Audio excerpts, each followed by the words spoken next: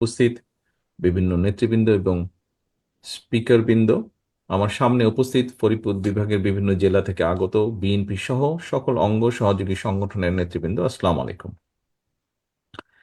আহ, আমি আহ,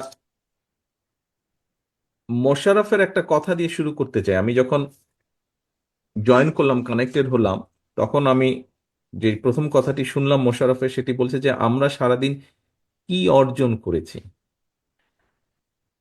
এই কথাটি বলেছিল যে আমরা আজকে এখানে, আপনারা সকালে এসেছেন, সকাল থেকে আপনারা কথা শুনেছেন, কথা বলেছেন। ঢাকা থেকে যারা স্পিকার বৃন্দ এসছেন 31 দফার উপরে, তারা আপনাদের সামনে পরিষ্কারভাবে তুলে ধরেছেন, 1 দফা, 2 দফা, 3 দফা, এটার ভিতরের বিষয়গুলো তুলে ধরেছেন। আমরা এই 31 দফাটি, আপনাদের অনেকেরই খেয়াল আছে, এই 31 দফাটি আমরা 2 বছর আগে, তখন এটি 27 দফা ছিল, আমরা উপস্থাপন করেছিলাম জাতির সামনে, দেশের মানুষের সামনে।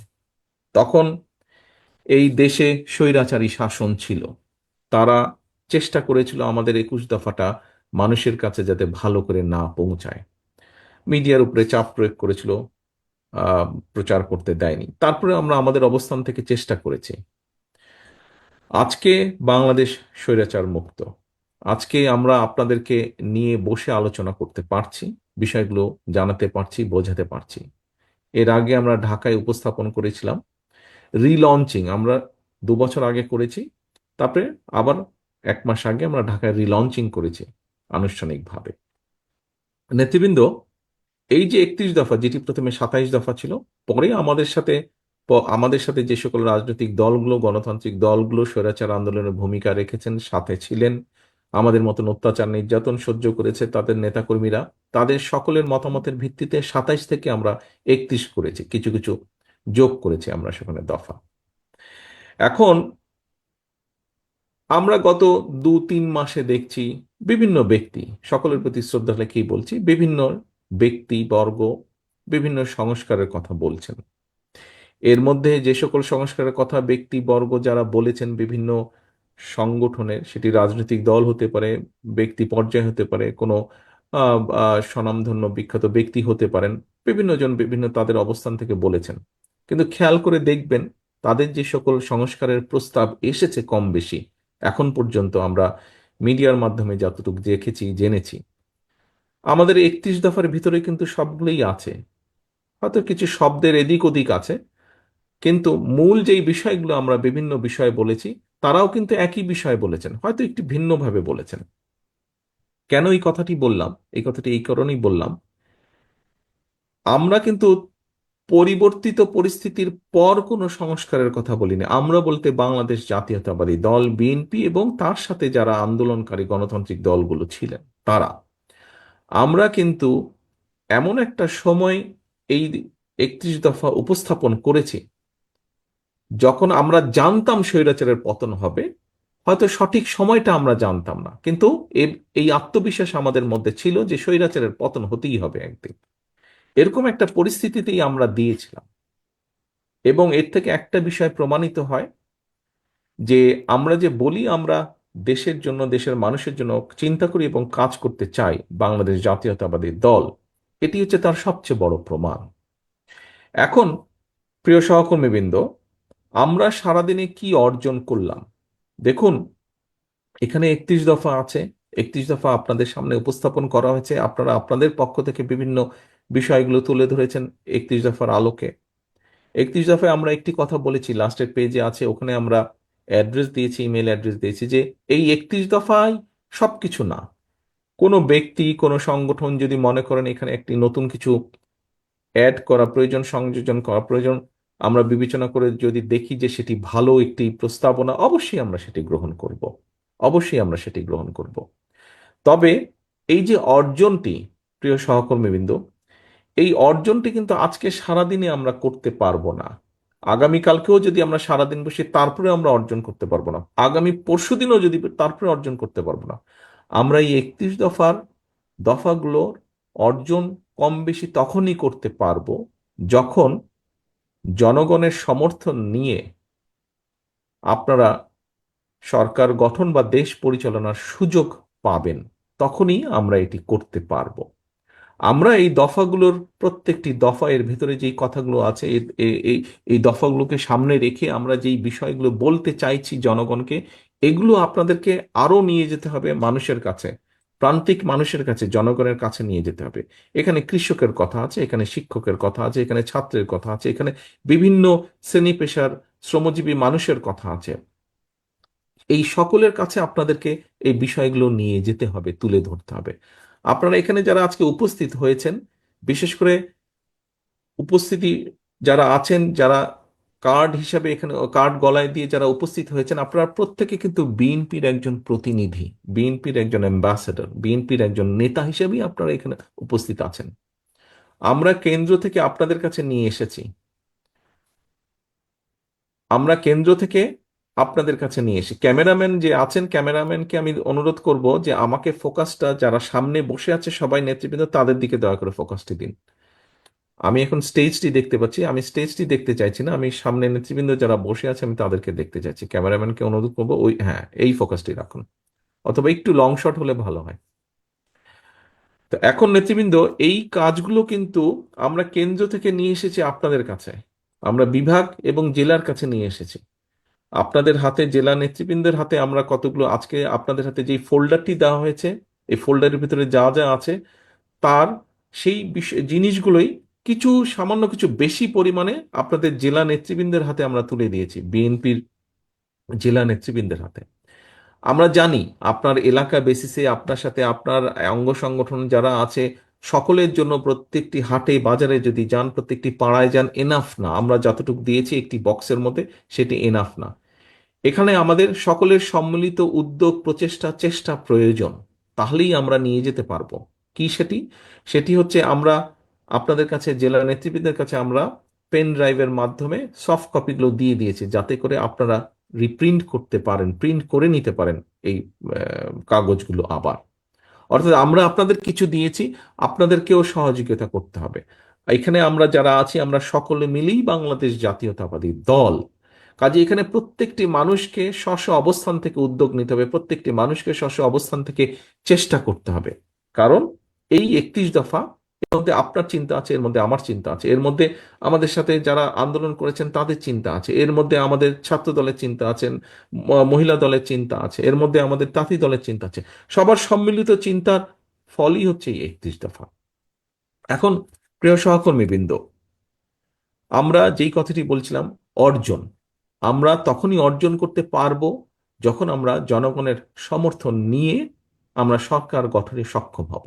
কিন্তু এই জনগণের যে সমর্থন, এই সমর্থনটিকে নেওয়া, এই সমর্থন বা জনগণের যে এই আস্থা, এই আস্থাটিকে ধরে রাখার দায়িত্ব কিন্তু আপনার এবং আমার, আপনাদের সকলের, আমাদের সকলের। এই আস্থা ধরে রাখার দায়িত্ব কিন্তু জনগণের না।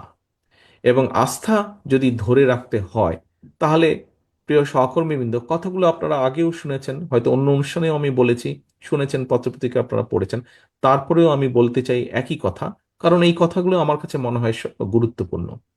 এই আস্থা যদি আমাদেরকে ধরে রাখতে, আমাদের সকলকে মিলে চেষ্টা করতে হবে। স্বৈরাচারকে পালিয়ে যেতে যে আমরা বাধ্য করেছি, সেটি বিএনপি একা যেমন করেনি, সকল রাজনৈতিক দলকে নিয়ে যেমন করেছে, সকল রাজনৈতিক দলগুলোও একা করেনি। সমাজের সব, প্রায় বলা যায় সব শ্রেণী পেশার মানুষের সহযোগিতা নিয়েই রাজনৈতিক দলগুলো সক্ষম হয়েছে স্বৈরাচারকে পালিয়ে যেতে বাধ্য করতে। অর্থাৎ একটি কোনো বড় কাজ, একটি কোনো ভালো কাজ এককভাবে কেউ করতে পারে না, সকলের সম্মিলিত প্রচেষ্টার মাধ্যমেই করতে হয়। এবং সকলের সম্মিলিত প্রচেষ্টার মাধ্যমে যদি সেই কাজটি করতে হয়, তাহলে অবশ্যই সেখানে একটি আস্থার প্রয়োজন, সেখানে একটি বিশ্বাসের প্রয়োজন। প্রিয় সহকর্মীবৃন্দ, আপনারা প্রায় বলে থাকেন, আপনাদের সাথে যখন আমার প্রায় কথা হয়, বিভিন্ন সময় কথা হয় কম বেশি, আপনারা বলে থাকেন যে মানুষের আস্থা আছে বিএনপির উপরে। হ্যাঁ, মানুষের আস্থা আছে বিএনপির উপরে, কথাটি সঠিক। কিন্তু যদি আস্থা আছে বলে আমরা ঘরে বসে থাকি, তাহলে কিন্তু সেই আস্থা আস্তে আস্তে ক্ষয় হতে থাকবে। সেই আস্থা আছে বলে যদি আমরা চুপচাপ থাকি, অথবা আহ, এমন কিছু করি যে ঠিক আছে এখানে যদি একটু কিছু হয়, তাহলে এত বড় দেশের মধ্যে তো আর এমন কিছু হচ্ছে না, এরকম যদি কোনো ভুল চিন্তা করে থাকি, তাহলেও কিন্তু আমরা ক্ষতিগ্রস্ত হব। দল আমি একা না, দল আপনি একা না, দল আমরা সবাই। কাজেই সহকর্মীবৃন্দ, এই যে বিএনপির প্রতি মানুষের আস্থা আছে, এটিকে আমাদের ধরে রাখতে হবে। এটিকে আমাদের ধরে রাখতে হবে। আমাদের যে কাঙ্ক্ষিত নির্বাচন, একটি রাজনৈতিক দল হিসাবে আমরা একটি গণতান্ত্রিক রাজনৈতিক দল এবং একটি নিরপেক্ষ স্বাধীন নির্বাচন আমরা আশা করব, চাইব। এটি একটি স্বাভাবিক ব্যাপার। এটি একটি স্বাভাবিক ব্যাপার যে বিএনপির মতন একটি দল একটি নির্বাচনই চাইবে, যেই নির্বাচনে মানুষ নিরাপদে স্বাধীনভাবে ভয় ভীতিহীনভাবে ভোট দিতে পারবে। আমরা জনগণের যেটি ডিসিশন, যেটি সিদ্ধান্ত নির্বাচনের মাধ্যমে, সেটি অবশ্যই আমরা মেনে নেব। এখন প্রিয় সহকর্মীবৃন্দ, ওই পর্যন্ত তো আমাদেরকে যেতে হবে। ওই পর্যন্ত যেতে হলে আমাদের প্রত্যেককে স্ব স্ব জায়গা থেকে ভূমিকা নিতে হবে। এখানে ছাত্র দলের কর্মীই হোক, এখানে তাঁতি দলের কর্মীই হোক, এখানে যুব দলের কর্মী হোক, স্বেচ্ছাসেবক দল হোক, মহিলা দল হোক, আপনার কাছে যদি এরকম একটি 31 দফা থাকে, আমার নেতা হিসাবে আপনার প্রতি নির্দেশনা থাকবে, আপনার সহকর্মী হিসাবে আপনার প্রতি আমার অনুরোধ থাকবে, আপনি চেষ্টা করেন, নিজ উদ্যোগে চেষ্টা করেন এরকম 10টি ছাপাতে, ছাপিয়ে 10 জন মানুষের কাছে যেতে। শুধু দিয়ে চলে আসবেন না দয়া করে, যে ভাই ধরেন, সেটি লিফলেটই হোক, আপনার ওই বক্সের মধ্যে এরকম লিফলেট আছে, সেটি লিফলেটই হোক, অথবা এই পকেট বুকটি হোক, পকেট বইটি হোক, শুধু দিয়ে চলে আসবেন না। আপনারা সারাদিন আজকে এখানে জেনেছেন, শুনেছেন, আপনি নিজের ভিতরে ধারণ করেছেন বিষয়গুলো। শুধু নিজের ভিতরে রাখলে হবে না তো, এটি আপনাকে নিয়ে যেতে হবে জনগণের কাছে, এটি আপনাকে নিয়ে যেতে হবে আপনার ভোটারের কাছে, এটি আপনাকে নিয়ে যেতে হবে আপনার পাড়া প্রতিবেশী।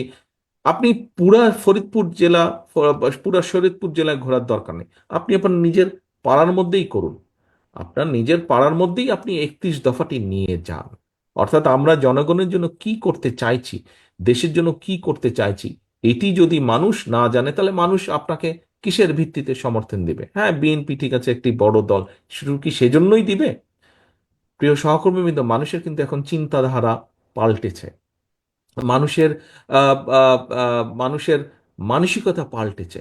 এখন কিন্তু মানুষ জানতে চায়, দেখতে চায় যে আপনি বলছেন আপনি তার জন্য করছেন, তার জন্য আপনি কি করতে চান, কি কি করবেন আপনি, সেটি কিন্তু মানুষ বুঝতে চায়, সেটি মানুষ জানতে চায়। কাজেই আমাদেরকে আমাদের 31 দফার মধ্যে এই কথাগুলোই কম বেশি বলা আছে। আমাদেরকে সেজন্য প্রত্যেকটি শ্রেণী পেশার মানুষের কাছে যেতে হবে। হ্যাঁ, হয়তো আমরা হয়তো আমরা একবারে সবকিছু করতে পারবো না। এখানে অনেকগুলো, আপনারাও যখন প্রশ্ন করেছেন, অনেকগুলো কথা বলেছেন আপনারা। কৃষিতে আমরা যা করতে চাইছি, শিক্ষাক্ষেত্রে আমরা যা করতে চাইছি, নারীদের জন্য আমরা যা করতে চাইছি, আমরা একবারে সবকিছু পারবো না। কিন্তু অন্তত আমরা সূচনা করতে পারবো, আমরা যদি মানুষের সমর্থনের সুযোগটা পাই। এবং সূচনা যদি আমরা করতে পারি, আমরা সূচনা করব। আরেকজন আজকে এখানে যে নেতৃত্ব আছেন, আপনারা সুযোগ পেলে ইনশাল্লাহ আপনারা সূচনা করবেন। আপনাদের পরবর্তী নেতৃত্ব সেটিকে আগিয়ে নিয়ে যাবে। তার পরবর্তী নেতৃত্ব ইনশাল্লাহ সেটিকে সফলতার পর্যায়ে নিয়ে যাবে। এভাবেই সভ্যতা বিকাশ হয়েছে, এভাবেই আমরা তৈরি করব। প্রিয় সহকর্মীবৃন্দ, সকাল থেকে আপনারা অনেক সময় নিয়েছেন, অনেক সময় দিয়েছেন এখানে আপনারা আজকের এই অনুষ্ঠানটাকে সফল করার জন্য। আসুন আমরা যেটি মূল কথা, সংক্ষিপ্ত কথা, আমরা দেশে একটি জবাবদিহিতার পরিবেশ তৈরি করতে চাইছি। রাজনৈতিক দল হিসাবে আমাদের মূল লক্ষ্য উদ্দেশ্য জবাবদিহিতা। সেটি কি জবাবদিহিতা? শুধু কি প্রধানমন্ত্রী জবাবদিহিতা করবে? শুধু কি মন্ত্রীরা জবাবদিহিতা করবে? শুধু কি এমপিরা জবাবদিহিতা করবে? নো। জবাবদিহিতা প্রতিটি পর্যায়ে থাকতে হবে। ইউনিয়ন পরিষদের মেম্বার যেরকম জবাবদিহিতা করবে, প্রধানমন্ত্রীও জবাবদিহিতা করবে। পৌরসভার চেয়ারম্যান, উপজেলা চেয়ারম্যান যেমন জবাবদিহিতা করবে, মন্ত্রীদেরকেও জবাবদিহিতা করতে হবে। একই সাথে সরকারি বলেন, আধা সরকারি বলেন, প্রত্যেকটি পর্যায়ে যারা আছে, প্রত্যেকটি জায়গায় জবাবদিহিতা তৈরি করতে হবে। একদিনে সম্ভব না, কিন্তু সেটি সম্ভব, অবাস্তব কিছু না। কারণ প্রিয় সহকর্মীবৃন্দ, আপনি যদি আপনার নিজের পরিবারকে দিয়ে চিন্তা করেন, পরিবারে একটি জবাবদিহিতা আছে বলেই কিন্তু পরিবার টিকে থাকে। পরিবারের কতগুলো নীতি নৈতিকতা থাকে, জবাবদিহিতা আছে বলেই, সেই জন্যই পরিবারটি ঐক্যবদ্ধ থাকে। আজকে এই যে পলায়নকৃত যে স্বৈরাচার, তাদের আমলে আমরা দুর্নীতির কথাই বলি, তাদের আমলে আমরা অরাজকতার কথাই বলি, আইন শৃঙ্খলার ক্ষেত্রে অবনতির কথা যেটিই আমরা উল্লেখ করি না কেন, যেটিই আমরা তুলে আনি না কেন, কোনো ক্ষেত্রেই কোনো জবাবদিহিতা ছিল না। আপনারা দেখেছেন 14 সাল, 24 সাল, 18 সাল তথাকথিত নির্বাচনগুলো দেখেছেন আপনারা। এই ফরিদপুরেই আমরা দেখেছি, পত্রপত্রিকায় দেখেছি যে তাদের অঙ্গ সহযোগী সংগঠনের নেতারাই বলেছে যে, বিভিন্নভাবে পত্রিকা এসেছে যে হাজারো কোটি টাকা তারা পাচার করে দিয়েছে। এখন এই যে অর্থ পাচার তারা করেছে, এটি কার কি ফরিদপুরের মানুষ ভালো সেটি জানে, কিন্তু করেছে তো, ঘটনা তো এরকম একটি নিশ্চয়ই ঘটেছে, নাহলে এই কথা আসলো কেন? এখন দেশে যদি সত্যিকারভাবে জবাবদিহিতা থাকতো, তাহলে কি দেশের মানুষের এই 2,000 কোটি টাকা পাচার করা সম্ভব ছিল? অবশ্যই সেটা সম্ভব ছিল না। কাজেই আমরা দুর্নীতিকেই অ্যাড্রেস করতে চাই, আমরা আইনের শাসনকেই প্রতিষ্ঠিত করতে চাই। আমরা স্বাস্থ্য খাতে, এখানে একজন ডাক্তার সাহেব একটি কথা বলেছেন, আমরা স্বাস্থ্য খাতে এমন একটি পরিবেশ তৈরি করতে চাই যেখানে দেশের মানুষ দেশের চিকিৎসকের কাছেই চিকিৎসা সুবিধা নিতে পারবে।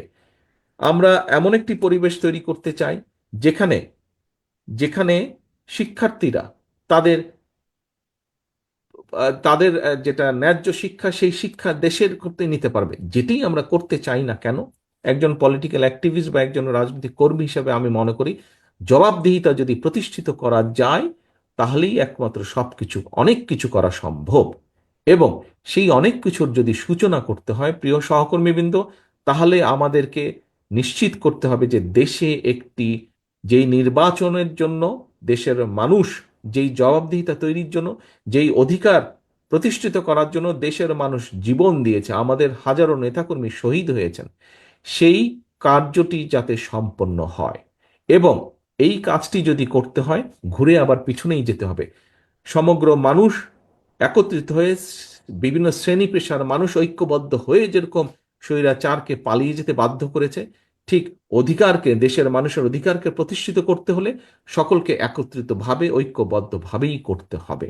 এবং তখনই ঐক্যবদ্ধভাবে সেইটি নিশ্চিত করতে সক্ষম হলেই আমরা 31 দফার বাস্তবায়নের কাজ শুরু করতে সক্ষম হব, যার মাধ্যমে পর্যায়ক্রমিকভাবে আমাদের কাঙ্ক্ষিত বাংলাদেশ গড়ার কাজটি আমরা শুরু করতে পারবো। প্রিয় সহকর্মীবৃন্দ, আজকে আপনারা এখানে সারাদিন সময় দিয়েছেন, সারাদিন সময় আপনারা ব্যয় করেছেন। আপনাদের সহকর্মী হিসাবে, আপনাদের নেতা হিসাবে আমার একটি কথা আপনাদের কাছে,